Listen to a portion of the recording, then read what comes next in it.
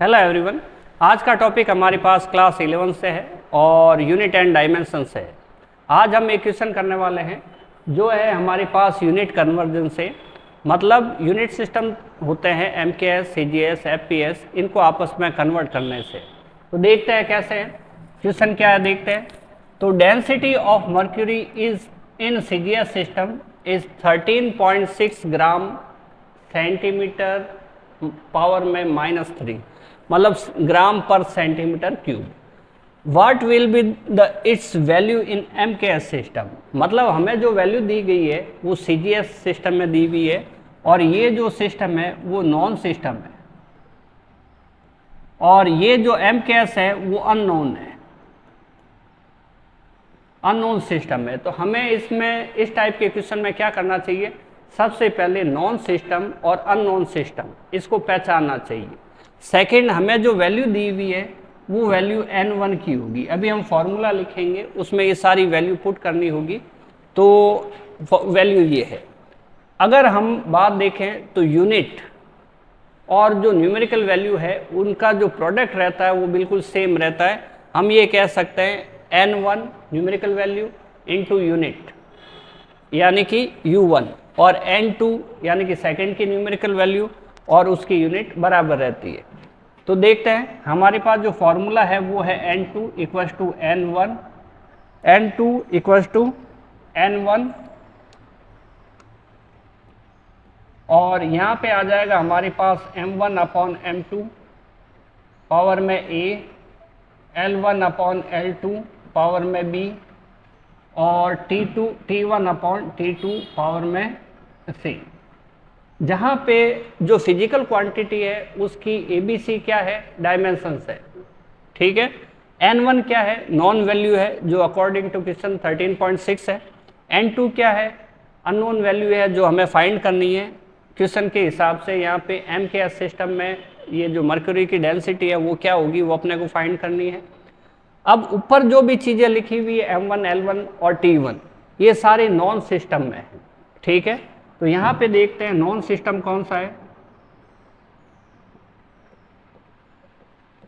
Non system कौन सा है, अभी क्वेश्चन में CGS सिस्टम है जो नॉन सिस्टम। इसमें m1 किस में लेंगे, l1 किस में लेंगे और t1 किस में लेंगे। अगर नॉन सिस्टम हमारे पास CGS में है तो मास रहेगा ग्राम में और लेंथ रहेगी सेंटीमीटर में और टाइम रहेगा सेकंड में, ठीक है। अब दूसरी साइड हम लिखते हैं यहाँ पे अननोन सिस्टम।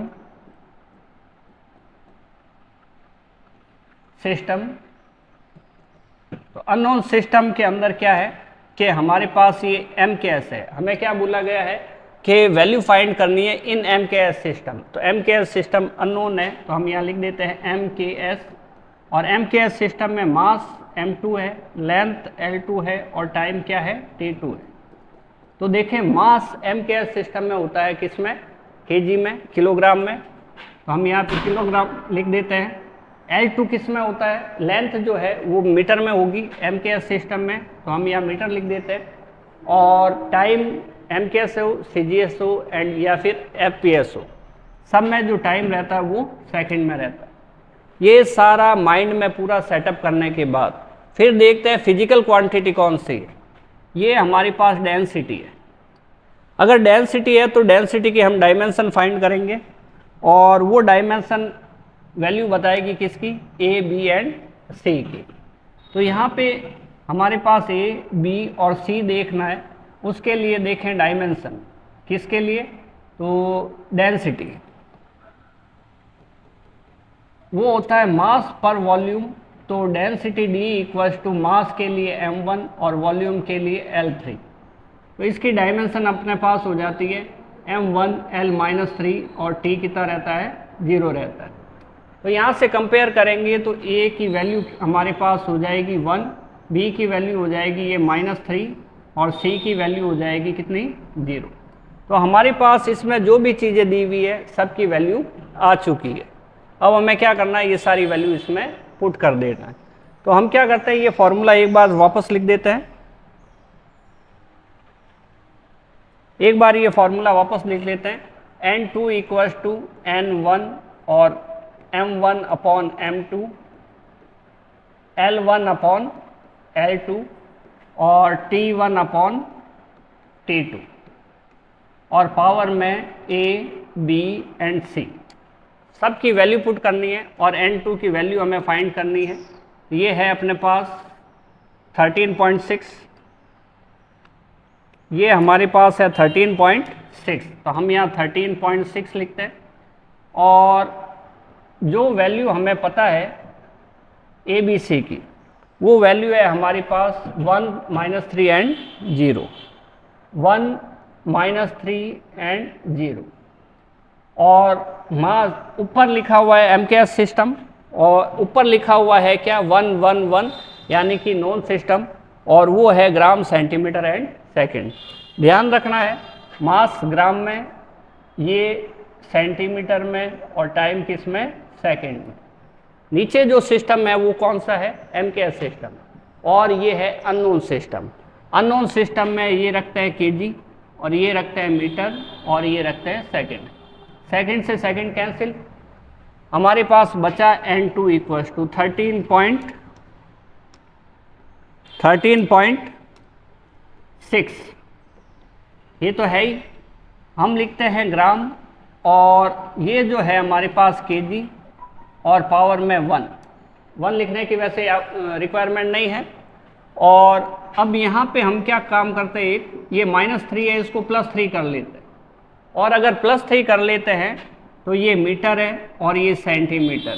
जो नीचे लिखी चीज़ है ऊपर चली जाएगी, ऊपर लिखी हुई चीज़ नीचे आ जाएगी। इस तरह से हम अगर सिंप्लीफाई करते हैं तो थोड़ा अपने इजी रहेगा।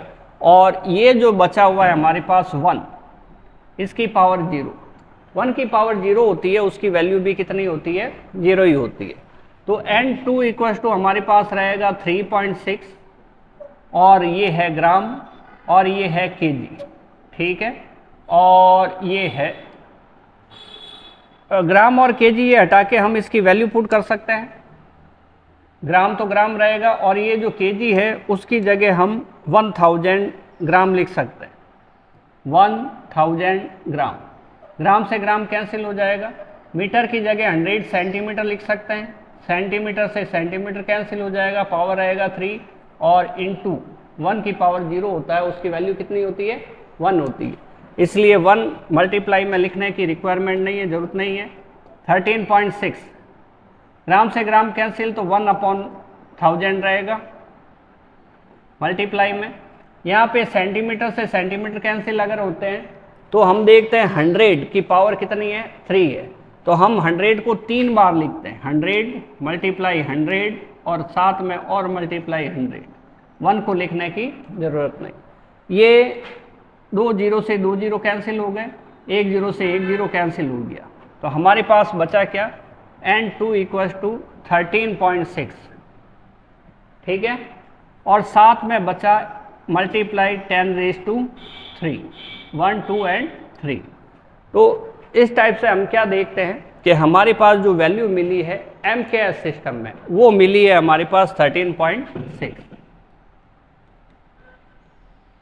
तो रिजल्ट हमारे पास आया है कि 13.6 ग्राम पर सेंटीमीटर क्यूब, ये कन्वर्ट हो जाता है 13.6, ठीक है, मल्टीप्लाई 10⁻³ kg पर मीटर क्यूब में।